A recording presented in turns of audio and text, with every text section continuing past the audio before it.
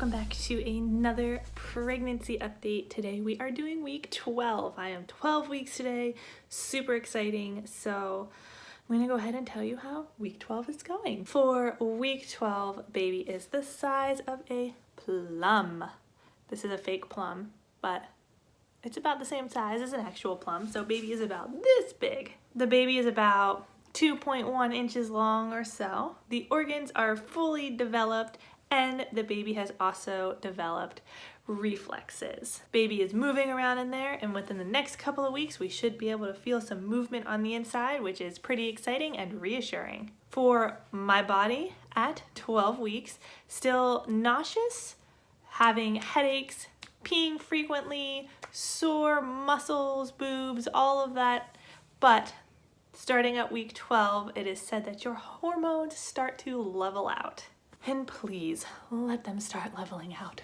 For the love of all that is holy, please, please let them level out. Amen. Thank you. Week 12 hasn't really honestly been that exciting. I put my contacts back in. You guys can see that my contacts are in now, which is pretty cool. I actually haven't been able to wear my contacts for a really long time. I have ones that you leave in overnight for about a month, but I usually take them out for a little bit for every week. But I've been having really weird issues with basically the glands and everything in my eyes, that they're always clogged, and they get, instead of producing almost tears, it just produces goop. And it basically I don't know, it's almost like having pink eye, when you get that goop and it super glues your eyes shut. It's almost like that. I still have it a little bit, but it hasn't been as bad.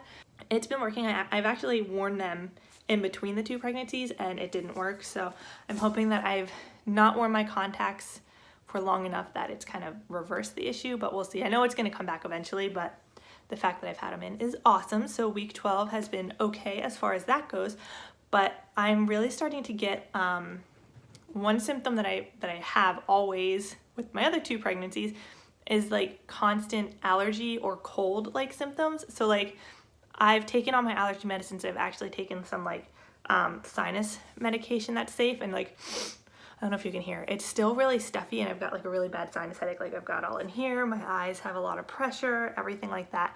I have really bad sinuses to begin with, but during pregnancy, it's I'm constantly sick. I constantly have a cold or constantly have really bad allergies, and that's just kind of how it is. It's always been like that. So it hasn't just started in week 12, but it's gotten pretty bad in week 12. My anxiety is still really very present, but I haven't been having as many panic attacks at night. I still have trouble sleeping, which I also have sleeping disorder, so that's nothing new.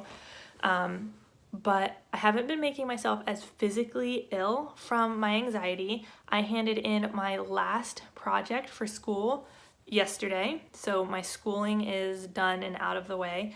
I'll take 2 summer classes, and then I student teach in the fall, and then I'm done with all of that.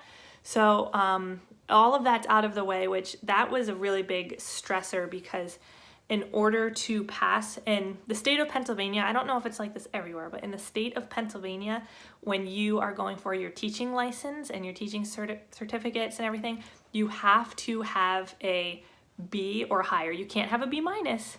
You have to have a B or higher, which here is a 83-84% in all of your classes.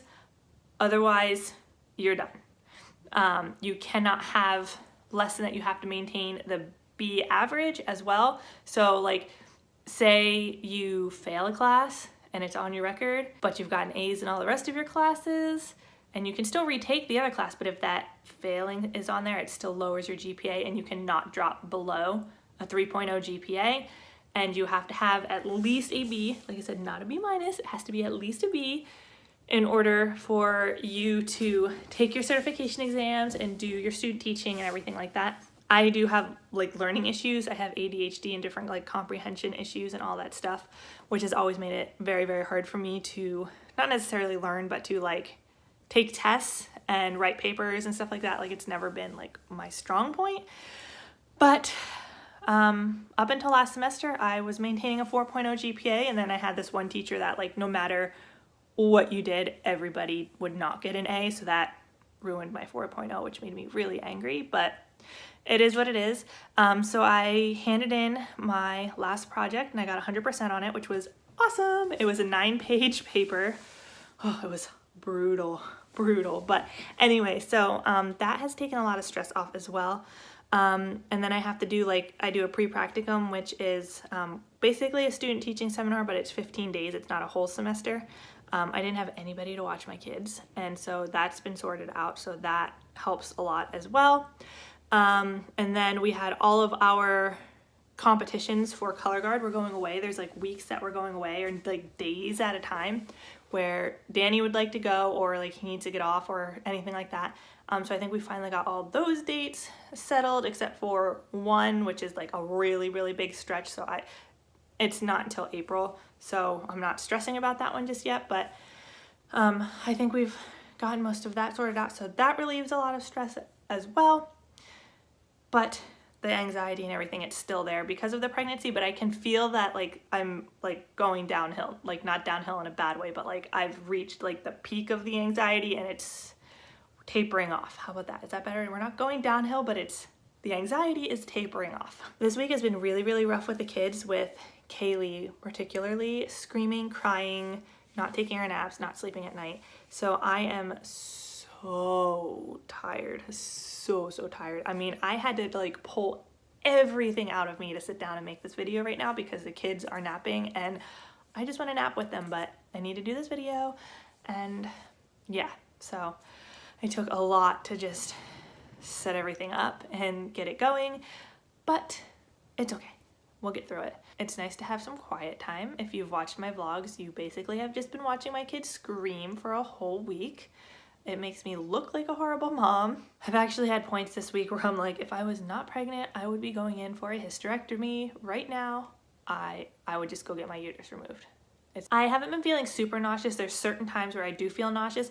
One thing that I have noticed, and I don't know if it's a coincidence or not, and it has to do with my anxiety, but I seem to have a really, really bad sensitivity to milk right now. And I've never had that. I could chug a gallon of milk like it was nothing, chocolate milk, whew, I could down it. I could be in a chocolate milk competition and I could totally win that. But I've had a chocolate milk here and there and some ice cream. We did milkshakes and stuff. And I seem to 8 to 10 hours after having just straight up milk or dairy or something like that, get really violently ill, so sick. And the one time I was like, I'm gonna test to see if milk makes me sick, so I drank it, and then I didn't really realize what the time difference was between drinking it and when I got sick, so I got crazy sick. It was 2 in the morning and I had to work at 4 in the morning and I was in the bathroom throwing up. I'm still having the vein issues in my feet. I don't like it. It hurts. I have to wear a compression sock. I'm not wearing it right now. I should be wearing it right now, but I'm not, which is bad, but I should be wearing it. I didn't wear it to our guard practice this morning. I take it off at night and then I forgot to put it back on. That's kind of about it for this week. Like I said, there's not a whole lot to talk about. It's just been kind of meh, just another week, but it's mostly just been consumed with trying to make my kids happy and trying to stay awake because I am so tired.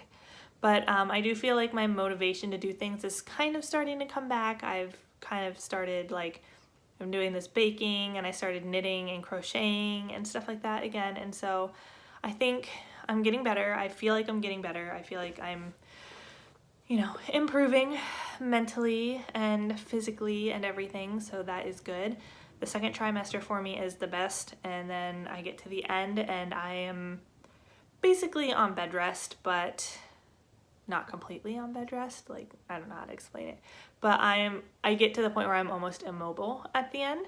So I just, once I start feeling better, just need to enjoy life while I can, because I know there's going to be 10 to 12 weeks or so where I'm down for the count and there's just nothing I can do, which is going to really suck because we've got a lot going on in that time frame and I don't know how I'm going to get through it. But anyway, like I said, I think that's about it. So definitely give this video a big old thumbs up, hit the subscribe button, and I will see you guys in the next one.